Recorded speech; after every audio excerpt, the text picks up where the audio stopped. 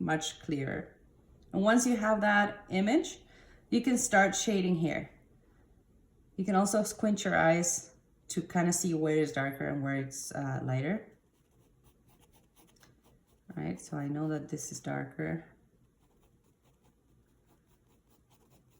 All right, I know that's darker here. This is more round. So as you go, you continue to make adjustments and observe things. And the value is what's going to make this image come alive in the end. Right, there's darker here.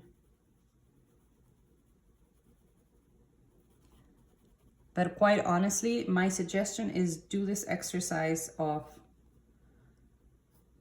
basic shapes with as many objects as you can, and do not worry about finishing this image.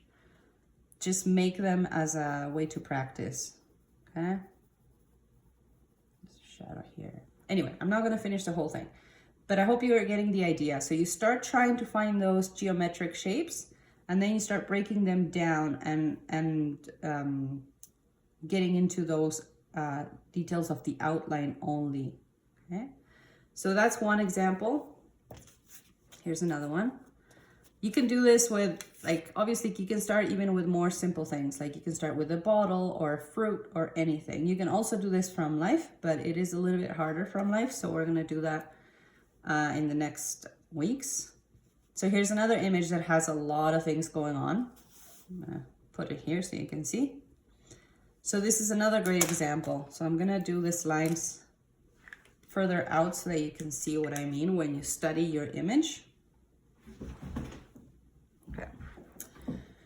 So if I'm looking at this image, I'm gonna go here. There's a line that goes this way,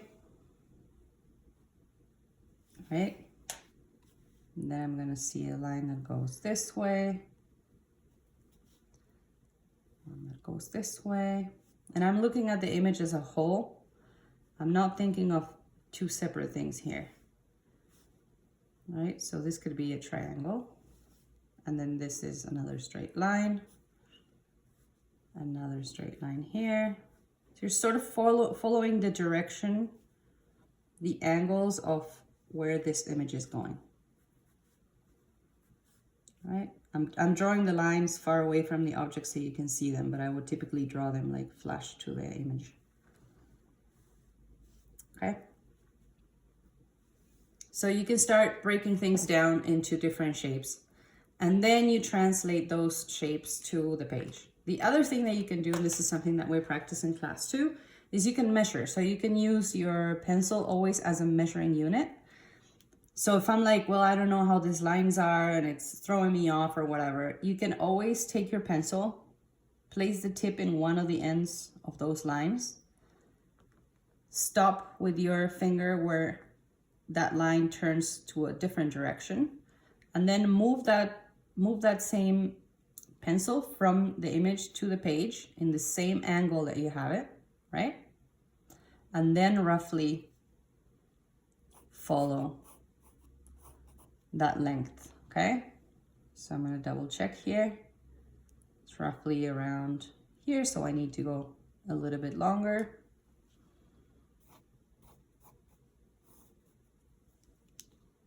Do that again.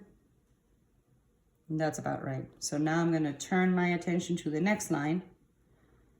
That starts there, ends here, and it's not completely straight, just a little tilted. So I'm gonna use my pencil again, place it on that position that I wanted, and draw a line right afterwards. Okay. And then go the other direction. Just gonna speed it up because you're gonna fall asleep. But basically I'm drawing an outline for this image. And then I would start making, once you have everything, obviously I'm not gonna do the whole thing because it's kind of complicated. But once I have that outline, then I can start looking at what is happening on that edge of this thing. Right, and then it turns.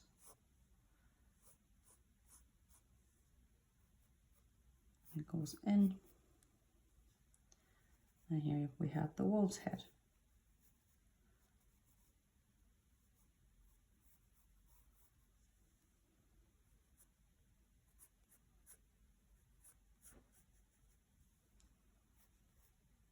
And feel free to make adjustments as you need to.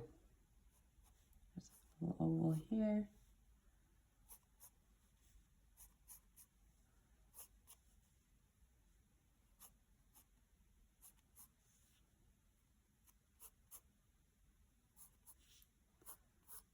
So as you can see, I'm not adding any detail. I'm just focusing on sort of getting the outline of this image overall. You can also do the same thing with the wolf. You can continue to make those lines that you need to. It's guidelines. All right, and pay attention to where things are in relationship to the other objects. So do your measuring.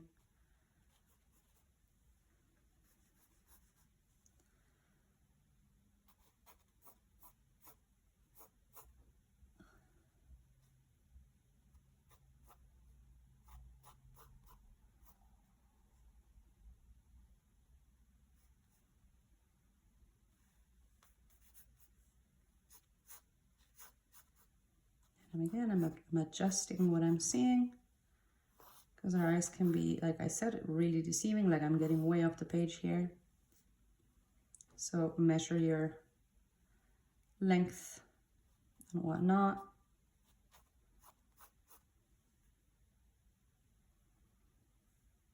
And then there's like an oval for the wolf's butt, and that's going to help me kind of place things. And then there's a triangle for the legs.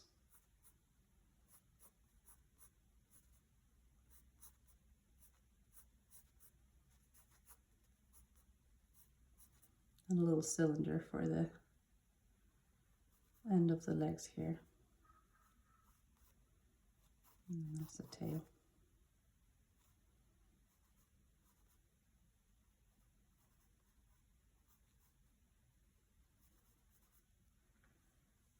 Okay.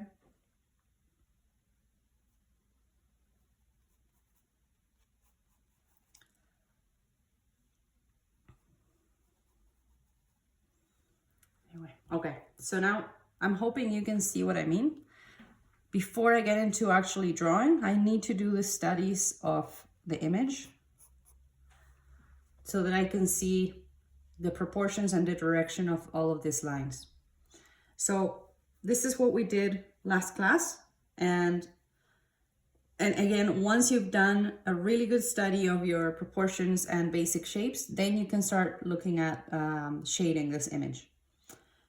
Anyway, I hope you can practice it, and just grab any random images from magazines, or, you know, if you have an iPad or whatever you want to use that. I prefer to use papers because you can move it around and draw on them and whatnot.